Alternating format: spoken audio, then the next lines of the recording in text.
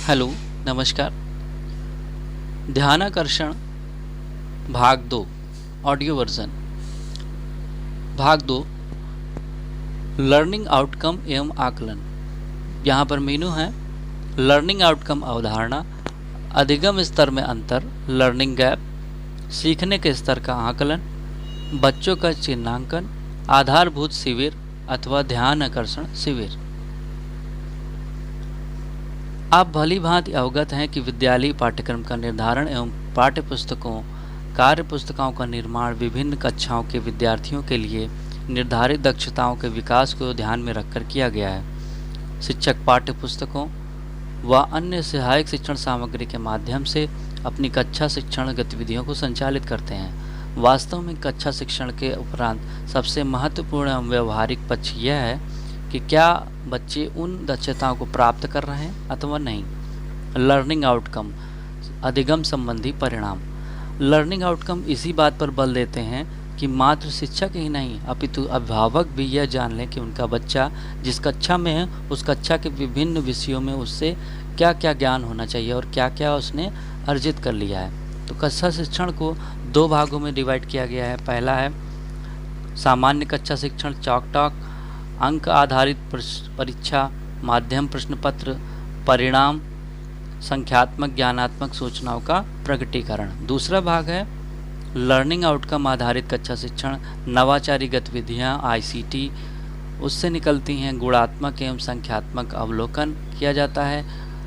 परिणाम विषय दक्षताओं की संप्राप्ति, नवीन ज्ञान का सृजन, नैतिक मानवीय एवं संवैधानिक गुणों का विकास। लर्निंग आउटकम से आशय उन परिणामों से है जो किसी कक्षा में अध्ययनरत विद्यार्थियों को उनके निर्धारित पाठ्यक्रम के अनुरूप अपेक्षित दक्षताओं के प्राप्त होने पर परिलक्षित होते हैं। यह एक परिणाम आधारित लक्ष्य है जो कि बच्चे की प्रगति का आकलन गुणात्मक तथा संख्यात्मक रूप से करने हेतु अवलोकन बिंदु प्रदान करता है। लर्निंग आउटकम की अवधारणा को निम्नलिखित बिंदुओं के आधार पर और स्पष्टता से समझा जा सकता है। लर्निंग आउटकम बच्चों को प्राप्त दक्षता का मूल्यांकन करने और शिक्षकों को आगामी शिक्षण संबंधित दिशा प्रदान करने पर बल देते हैं। परिणाम आधारित लर्निंग आउटकम प्राप्त करने के लिए शिक्षक अपने सोच, ज्ञान व अनुभव के आधार पर शिक्षण विधियों, नवाचारों एवं ICT का प्रयोग करने के लिए स्वतंत्र होते हैं। यह बच्चों को जानने, समझने, पुस्तकीय ज्ञान का व्यवहार में उपयोग करने के लिए बच्चों में तर्क, चिंतन एवं कल्पना शक्ति के विकास पर बल देते हैं। आइए हम लर्निंग आउटकम के कुछ उदाहरणों को माध्यम से सीखते हैं। नीचे कक्षा 1 हिंदी विषय के कुछ मूलभूत लर्निंग आउटकम दिए गए हैं। बच्चे परिवेशी बोलियों, वाहन, घंटी आदि की ध्वनियों को पहचानते हैं। बच्चे प्रथम व अंतिम ध्वनि वाले शब्दों को पहचानते हैं जैसे पग, पर, पल, जग, पग, हल, चल आदि। बच्चे वर्ण अक्षर की आकृति को पहचानते हैं। बच्चे वर्णों को जोड़कर अमात्रिक शब्द बनाते हैं एवं पढ़ते हैं जैसे जल, हल, नल, चल, मगर, डगर आदि। बच्चे वर्णों एवं अमात्रिक शब्दों को उनकी सही बनावट में लिखते हैं। इसी प्रकार सभी विषयों की पाठ्यपुस्तकों में लर्निंग आउटकम निर्धारित किए गए हैं। अब हम लर्निंग आउटकम के व्यवहारिक पक्ष को एक उदाहरण से समझते हैं। कक्षा 3 में पढ़ने वाले विद्यार्थियों को गणित की कक्षा में जोड़, घटाना व आधारित इबारती प्रश्नों को हल करना सिखाया गया। इसी कक्षा का एक छात्र राहुल बाजार से सामान लेने के लिए जाता है। यदि वह सामान लेकर बचे हुए रुपयों का हिसाब सही रख रहा है तो इसका आशय है यह निकलता है कि राहुल जोड़ घटाव की संक्रिया का व्यवहारिक ज्ञान प्राप्त कर चुका है और यह ज्ञान उसके दैनिक जीवन में सीखने के प्रतिफल से परिलक्षित हो रहा है। इस प्रकार लर्निंग आउटकम हमें स्पष्ट रूप से यह बताता है कि बच्चे ने कौन कौन सी दक्षताएं हासिल कर ली हैं। अधिगम स्तर में अंतर, लर्निंग गैप।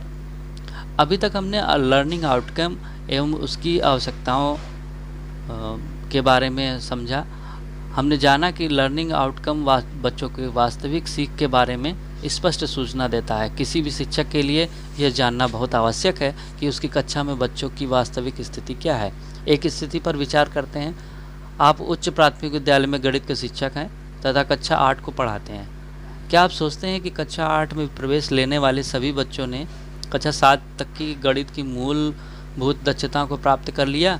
इसी प्रकार यदि आप हिंदी या अंग्रेजी विज्ञान के शिक्षक हैं तो क्या आप कह सकते हैं कि सभी बच्चों ने कक्षा 7 तक के संबंधित विषयों की मूलभूत दक्षताएं प्राप्त कर ली हैं? ज़्यादातर शिक्षकों का उत्तर ना में होगा। इस संबंध में सरकारी विद्यालयों में किए गए अध्ययन से यह भी बताते हैं कि बच्चों का वास्तविक अधिगम स्तर तथा कक्षा अनुरूप अपेक्षित अधिगम स्तर में अंतर होता है। ऐसी स्थितियों में आप क्या कहेंगे? क्या आप इस स्थिति को नज़रअंदाज करते हुए सामान्य शिक्षण करते रहेंगे? क्या आप पाठ्यक्रम को पूरा करना ही आपका उद्देश्य होगा, या फिर आप ऐसी स्थिति में अधिगम स्तर के अंतर को कम करने का प्रयास करेंगे? सीखने के स्तर का आकलन, आप बच्चों की प्रगति का आकलन कैसे कर सकते हैं? सामान्यतः उत्तर होगा सत्र परीक्षा, अर्धवार्षिक परीक्षा या वार्षिक परीक्षा के माध्यम से। यदि किसी परीक्षा में एक बच्चा किसी विषय में 50 में से 40 अंक प्राप्त करता है तो क्या आप बता सकते हैं कि उसे क्या नहीं आ रहा है? क्या प्राप्तांक को देखकर आप बता सकते हैं कि बच्चे ने क्या सीख लिया है, या बच्चे ने उस विषय में कक्षानुरूप किन किन मूलभूत दक्षताओं को प्राप्त कर लिया है? अंक आधारित मूल्यांकन हमें बच्चों की वास्तविक सीख के स्तर को नहीं बताता है। यह इतना बताता है कि बच्चे ने 70% या 80% अंक प्राप्त किए हैं, और इससे माना जा सकता है कि बच्चे ने लगभग इतने प्रतिशत पाठ्यक्रम को समझा भी है। कोई शिक्षक यदि जिज्ञासु है तो उत्तर पुस्तिका को देखकर यह जान सकता है कि बच्चे ने किन किन बिंदुओं को समझ लिया है, और इससे आगे इस प्रकार के मूल्यांकन का और कोई उपयोग नहीं होता है। इस चर्चा से यह स्पष्ट है कि इस प्रकार का मूल्यांकन बच्चों के अधिगम स्तर के अंतर को समझने और इसे कम करने में मददगार नहीं है। अब आप निश्चित रूप से यह सोच रहे होंगे कि वास्तविक अधिगम स्तर तथा अपेक्षित अधिगम स्तर के मध्य को अंतर को कैसे पता किया जाए। इसके बाद एक प्रश्न और भी है कि अधिगम स्तर में अंतर को ज्ञात करने के पश्चात एक शिक्षक होने के नाते आप क्या करेंगे? अधिकांश शिक्षकों के लिए परेशानी यह है कि अधिगम स्तर में अंतर की स्थिति में बच्चे वर्तमान कक्षा के पाठ्यक्रम को कैसे पूरा कर पाएंगे। उदाहरण के लिए यदि बच्चा वर्ण पहचानना नहीं कर पा रहा है तो वह पाठ कैसे पढ़ेगा, उसे कैसे समझेगा। इसी प्रकार यदि बच्चा 1 या 2 अंकों का जोड़ नहीं कर पा रहा है तो वह हासिल का जोड़ या फिर गुणा भाग बीजगणित के सवाल को कैसे हल करेगा। आपने यह अनुभव किया होगा कि कुछ विद्यार्थी भाग के प्रश्न करने में कठिनाई का अनुभव करते हैं। यद्यपि उन्हें गुणा करना अच्छी तरह से आता है, ये परिस्थितियाँ एक शिक्षक के लिए काफ़ी कठिनाइयाँ पैदा करती हैं। तो अब हम करेंगे बच्चों का चिन्हांकन। एक शिक्षक होने के नाते उपरोक्त स्थितियों में आप क्या करेंगे? अब हम चर्चा के 2 बिंदुओं अधिगम स्तर में अंतर को कैसे पता करें तथा ऐसी स्थिति में एक शिक्षक क्या करे, इस पर विचार करते हैं। शैक्षिक सत्र के प्रारंभ में आपकी कक्षा 3 से 8 तक में जब बच्चे प्रवेश लेते हैं तब आरंभिक परीक्षण के माध्यम से प्रत्येक बच्चे के वर्तमान अधिगम स्तर का पता लगाया जा सकता है। इससे आपको बच्चों के अधिगम स्तर का अंतर पता चल जाएगा। फिर आप आवश्यकता अनुसार अपनी शिक्षण योजना बनाकर अधिगम स्तर के अंतर को कम करने का प्रयास करेंगे। आरंभिक परीक्षण के लिए प्रत्येक विषय में आधारभूत आकलन प्रपत्र बनाना होगा। इसके प्रश्न पिछली कक्षा तक की मूल दक्षताओं लर्निंग आउटकम के आधार पर बनाए जाएंगे। इसके लिए मूल दक्षताओं की विषयवार सूची पूर्व में ही बना लें। उदाहरण के लिए कक्षा 8 के बच्चों के आधारभूत आकलन प्रपत्र में कक्षा 1 से 7 की मूल दक्षताओं के आधार पर प्रश्न बनाए जाएंगे। यहाँ यह ध्यान रखना है कि प्रत्येक प्रश्न किसी कक्षा के किसी लर्निंग आउटकम पर आधारित है। यह अलग से अवश्य लिख लिया जाए। इसके बाद शिक्षकों को यह जानने में आसानी होगी कि किस लर्निंग आउटकम बच्चों के साथ क्या कार्य करना है। साथ ही अधिगम स्तर के अनुसार उनके समूह निर्माण में भी आसानी होगी। प्रश्न बनाते समय यह भी ध्यान रखना है कि इसमें संज्ञानात्मक, बोधात्मक, अनुप्रयोगात्मक, तर्कात्मक प्रश्न शामिल हों। कुल प्रश्नों का 20% ज्ञानात्मक, 50% बोधात्मक, 20% अनुप्रयोगात्मक, 10% तर्कात्मक प्रश्न होंगे। यह आवश्यक है कि बच्चों की संख्या अधिक न हो ताकि बच्चे उन्हें आसानी से हल कर सकें। भाषा हिंदी व अंग्रेजी में मौखिक, लिखित व पढ़ने से संबंधित प्रश्न होंगे। आरंभिक परीक्षा की प्रक्रिया में निम्नलिखित बातों का ध्यान रखेंगे। नंबर 1, आरंभिक परीक्षा के पूर्व में ही विषयवार आरंभिक परीक्षण प्रपत्र बनाकर रख लें। प्रत्येक प्रश्न किसी लर्निंग आउटकम पर आधारित है, इसकी भी एक सूची बना लें। एक लर्निंग आउटकम के लिए एक ही प्रश्न हो। नंबर 2, इस प्रपत्र में कक्षा 3 से 5 के बच्चों के आकलन के लिए कुल 15 प्रश्न होंगे, जिनमें 10 प्रश्न वस्तुनिष्ठ, 5 प्रश्न आत्मनिष्ठ सब्जेक्टिव। उसी प्रकार कक्षा 6 से 8 के लिए कुल 25 प्रश्न होंगे, जिनमें से 20 प्रश्न वस्तुनिष्ठ तथा 5 प्रश्न आत्मनिष्ठ होंगे। आवश्यकता अनुसार प्रश्नों की संख्या कम भी हो सकती है, लेकिन प्रश्न वस्तुनिष्ठ व आत्मनिष्ठ यानी ऑब्जेक्टिव और सब्जेक्टिव दोनों प्रकार के होंगे। प्राथमिक स्तर पर प्रत्येक विषय का पूर्णांक 45 तथा उच्च प्राथमिक स्तर पर पूर्णांक 75 अंक निर्धारित किया गया है।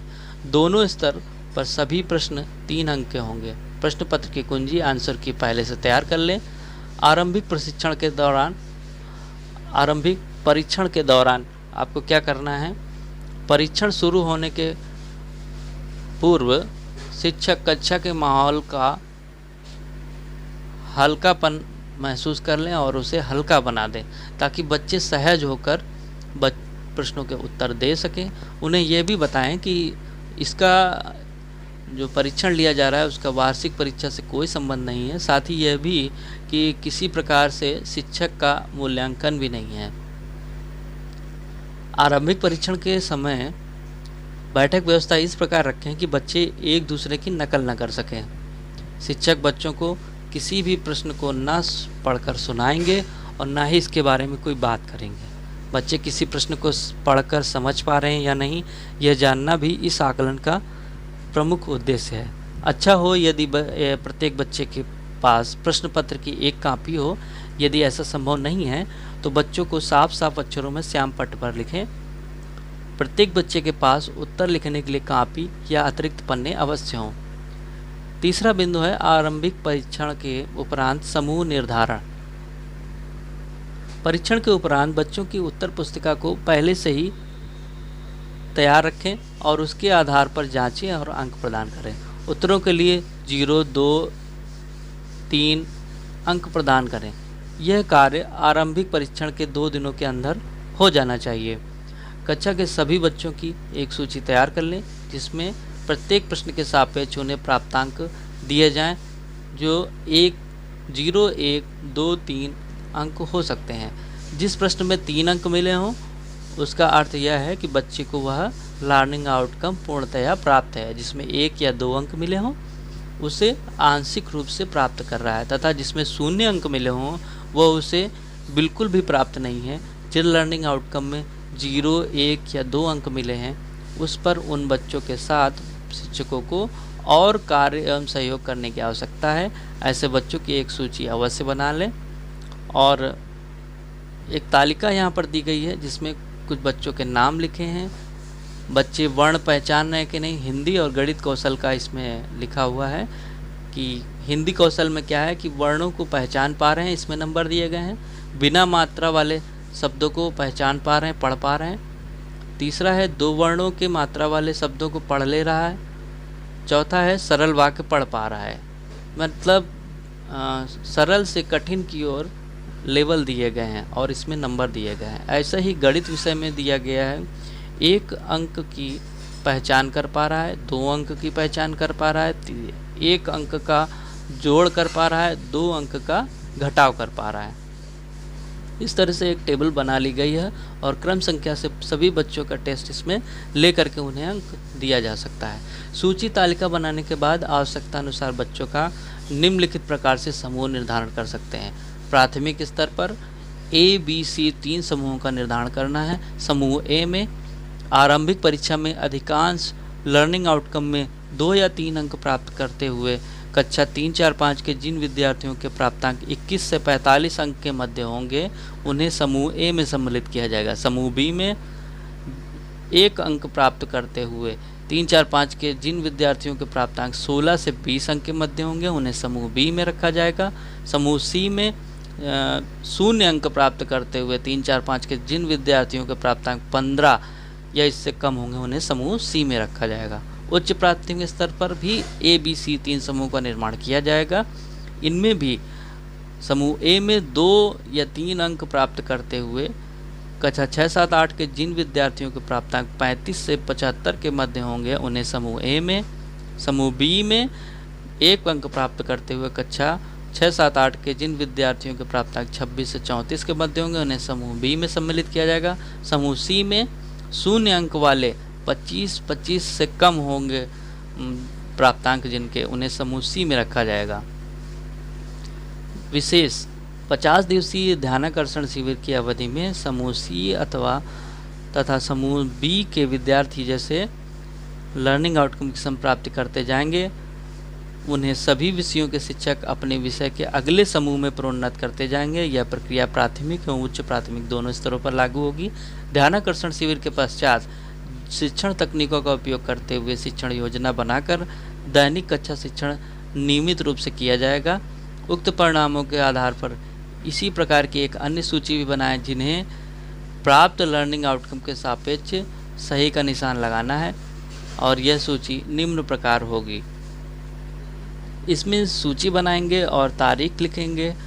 तारीख लिखने के बाद उसमें टिक मार्क लगाएंगे और उनकी एक विशेष सूची बनाएंगे। इस सूची में आप प्रत्येक बच्चे के सापेक्ष उस लर्निंग आउटकम में जिसमें बच्चे ने 3 अंक यानी 100% प्राप्त किए हैं, सही का निशान लगाते हुए उस माह या वर्ष को इंगित करेंगे जब आपने यह जांचा है कि बच्चे के अधिगम स्तर की स्थिति क्या है, यानी उसका माह और वर्ष लिख देना है।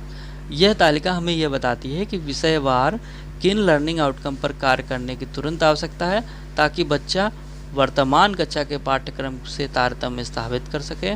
इसके लिए यह आवश्यक है कि आरंभिक प्रशिक्षण के परिणामों के आधार पर शिक्षक एक व्यापक योजना बनाए। बाद में शिक्षण के दौरान, जिसमें लगभग 50 दिन कार्य करने के पश्चात जब आप पुनः अधिगम स्तर की जांच करें, तब इसी सूची में प्रत्येक बच्चे के सापेक्ष लर्निंग आउटकम में जिसमें बच्चे ने 3 अंक यानी 100% अंक प्राप्त कर लिए, सही का निशान लगाते हुए पुनः उस माह व वर्ष को लिख लें। इसी प्रकार आप प्रत्येक बच्चे की प्रोफाइल बना सकते हैं जिसमें विषयवार प्राप्त लर्निंग आउटकम के सापेक्ष सही का निशान लगाना होता है। अब बात आती है आधारभूत शिविर अथवा ध्यान आकर्षण शिविर की। सत्र के आरंभ में ही चिन्हांकित बच्चों के साथ चिन्हित मूलभूत लर्निंग आउटकम अगले 50 दिवस यानी लगभग 2 माह कार्य किया जाए। इसे ध्यानाकर्षण शिविर यह कह सकते हैं। इसे कार्यशाला के रूप में भी किया जा सकता है। इससे बच्चों के अधिगम स्तर में अंतर को कम करने में काफ़ी मदद होगी। सत्र के प्रारंभ में ही इस प्रकार के बच्चों के साथ कार्य करने का सबसे बड़ा फ़ायदा यह होता है कि बच्चे वर्तमान कक्षा की पाठ्यक्रम को भी सहजता के साथ पूरा करने लगते हैं। इन 50 दिनों में वर्तमान कक्षा के पाठ्यक्रम पर कार्य न करने चिन्हित लर्निंग आउटकम पर ही कार्य किया जाए। ध्यानाकर्षण शिविर में शिक्षक को निम्नलिखित बातों का ध्यान रखना आवश्यक है। प्राथमिक एवं उच्च प्राथमिक स्तर के नमूने के तौर पर समय सारणी दी गई है जिसमें प्रतिदिन 4 विषयों हिंदी, अंग्रेजी, गणित, विज्ञान, हमारा परिवेश पर कार्य किया जाएगा। प्रत्येक विषय पर प्रतिदिन कम से कम 1 घंटा कार्य अवश्य किया जाए। ऊपर की गई चर्चाओं के आधार पर अपनी कक्षा में के बच्चों को आवश्यकता अनुसार समूह में बांट लें। समस्त चिन्हित आउटकम को 50 दिनों में विभाजित कर एक सूची बना लें। इस प्रकार यह तय कर लें कि किस दिन किस लर्निंग आउटकम पर कार्य करना है। प्रत्येक दिन के लिए अपनी एक व्यवहारिक शिक्षण योजना बना लें। इसके अनुसार आवश्यक अधिगम सामग्री की उपलब्धता पूर्व में ही सुनिश्चित कर लें। बच्चों के साथ कार्य करने के लिए आवश्यक अभ्यास पत्रक यानी वर्कशीट भी पहले से तैयार कर लें। ध्यान रहे कि यह एक सामान्य कक्षा शिक्षण नहीं है, इसलिए इसमें शैक्षिक व नवाचारी गतिविधियों का अधिकाधिक प्रयोग करें ताकि बच्चे रुचि के साथ कक्षा शिक्षण में प्रतिभाग कर सकें। इस बात का ध्यान रखें कि बच्चे में हीन भावना ना आने पाए। दूसरा बिंदु है शिक्षण सत्र के दौरान सामान्य शिक्षण अधिगम प्रक्रिया के दौरान क्या करना है। एक अच्छा शिक्षक अपनी कक्षा में बच्चों की प्रगति का सतत आकलन करता रहता है ताकि वह समय रहते निराकरण हेतु आवश्यक कदम उठा सके।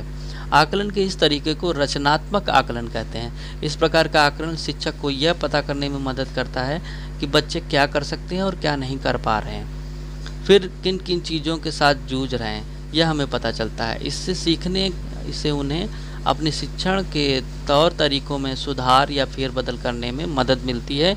इसे सीखने के लिए आकलन यानी असेसमेंट फॉर लर्निंग भी कहते हैं। इस प्रकार शिक्षक सामान्य शिक्षण अधिगम प्रक्रिया के दौरान ही बच्चों के कठिनाई के बिंदु का पता लगा लेते हैं तथा उनका समय रहते निराकरण कर देते हैं। इससे बच्चों के अधिगम स्तर में आने वाले अंतर या गैप की संभावना को समाप्त कर दिया जाता है। साथ ही वे बच्चों के व्यक्तित्व संबंधी अन्य आयामों जैसे नेतृत्व क्षमता, समूह के समक्ष बोलने की कला, आत्मविश्वास, खेल व अन्य गतिविधियों में प्रतिभाग करना आदि भी दृष्टि रखते हैं ताकि उनमें निरंतर सुधार होते जाए। इस प्रक्रिया को सतत रूप से चलाना होता है, इसलिए इसे सतत एवं व्यापक मूल्यांकन CCA continuous and comprehensive assessment भी कहते हैं।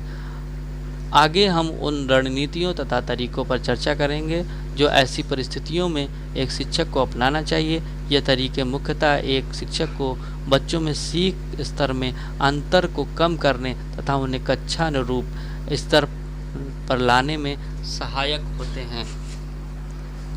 यहाँ पर दूसरा भाग समाप्त होता है। तीसरे भाग में हम फिर से मिलेंगे। Thank you very much.